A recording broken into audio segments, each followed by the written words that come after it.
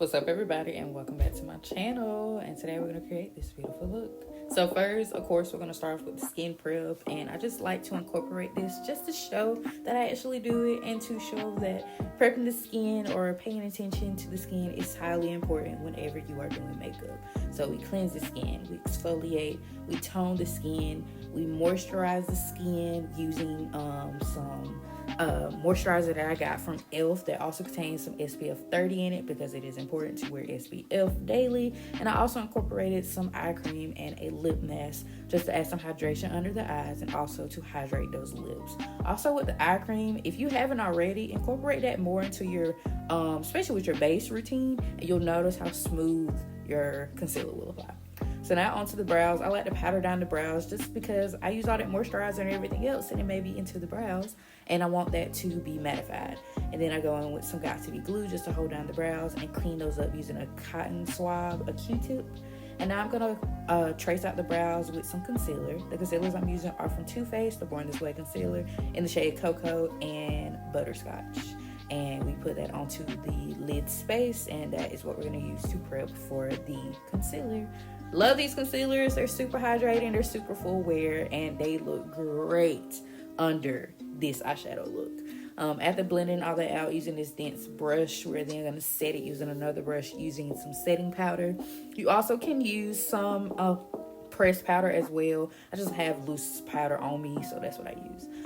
For shadows, we're going for something very natural, a very brown looking shadow look, also with a little shimmer onto the lids. So I always start off with a transition shade, as in a lighter brown shade, and then deepen up the crease using a darker brown.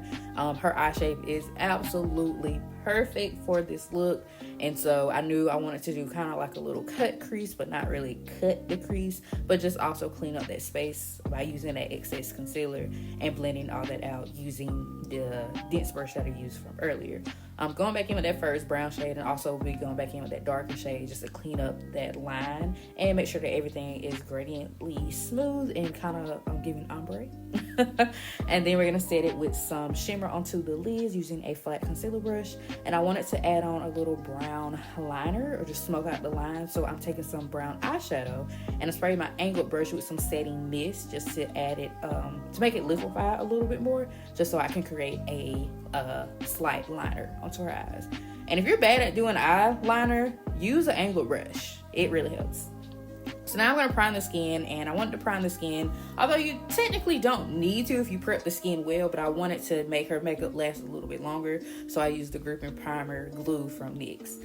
Color correcting using the orange color corrector from e.l.f. and I like using a fluffy brush to blend out the color corrector. It makes it look a tad bit more airbrushed, and it's not so much product applying onto the face. And I did set the corrector with some powder so it won't bleed through. So we're gonna do some underpainting today. I don't know what made me want to do this, but I decided to do it and the look came out really pretty. So going in with the bronzer, and I'm using the Curve Case from Made by Mitchell in the shade Deep, and I'm using the shade Blend and Snatch as her bronzer shade, and I put it all onto the forehead, the cheeks, the nose, and blend it up towards the brow, and I also did the chin. For blush, I'm also using the Curve Case using the shade Cow Lick and Where's the SPF. I blended those two shades together, and I'm just taking it to the highest points of the cheeks and also blending it a little bit under the eyes. And next we're gonna go in with some concealer, same concealers that I use to set her lids. I'm using those same concealers under her eyes, the forehead, the cupid's bow, and then the chin. And yeah, as you can see, I'm carving out the top of the brow as well, just so whenever I do fill in the brows, it'll come out a little bit more snatched. After that, I went in with some foundation. Foundations that I use today are the Soft Blend foundations from e.l.f. All products, y'all, that I'm using today will be in the description box. And we're basically gonna put that in the spaces that don't have anything else in them, and that's gonna help me blend out everything together. And typically with your underpainting, which I can go into a deeper detail about that later in another video, but it's just layering and making sure that you're blending. But I wanted to do this today because I knew it was gonna give something very flawless and kind of went a little bit faster too with my application.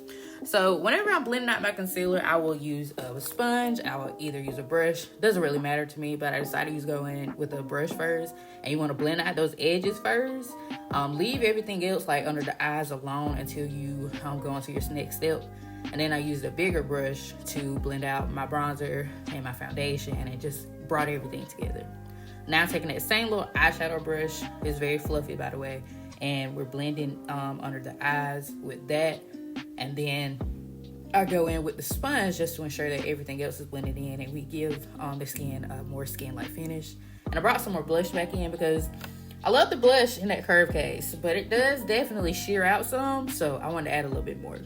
And we're setting the face with some setting powder, and the powder I'm using today is the About Face powder. Not About Face. The Curtain Call powder from About Face, the brand. It's the translucent powder in Bow. For bronzer, I'm using the Brownie bar from the Beauty Bakerie. And then for blush, I'm using my favorite blush, Juvia's Places blush in the shade Volume Number 1. And like I always say, if you're going to use a liquid, if you're going to use a cream, make sure you go back in and set it with a powder. And that's what I did today. We use cream, liquids, everything, and we got to set it with the powder. So setting that blush, making sure that I just went in the same direction that I applied the liquid or the cream blush, and then I'm doing the same thing with the powder. And then I'm going to set all that in or erase some of that powdery look using the setting mist from Morphe and taking my fan and my sponge and making sure all that is stamped into the skin. That's really what makes the skin glow and that natural gleam. Now I'm going to fill in the brows last using the micro pencil from NYX in the shade Espresso. I loved how her brows came out. Let me tell you something. If you haven't already, please use Got To Be Glue to like truly mold down your brows. It just makes it so much simpler to fill them in. And so just filling those in. I did the tail first, doing hair-like strokes in the beginning of the brow. I got my spoolie in my other hand, and I'm just blending that out. But nothing too crazy with the brow. She wanted something natural, but she also wanted to be a little bit elevated, and that's what we gave her. I'm cleaning off the lips, mattifying them before I go into lip liner. This is a Cream Glide lip liner from e.l.f. in the shade Cocoa, I believe.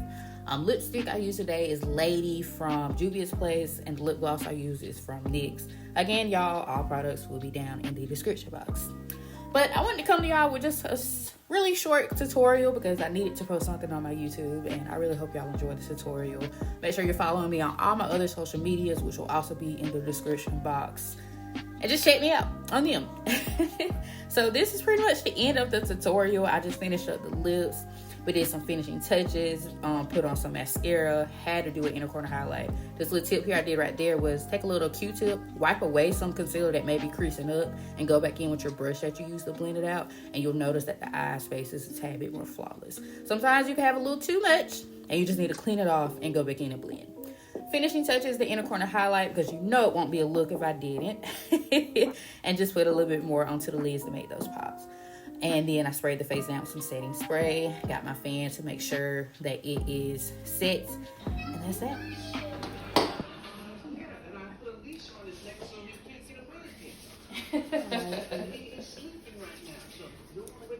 You're welcome. Thank y'all so much for watching, and I definitely will catch y'all in my next tutorial. Mwah.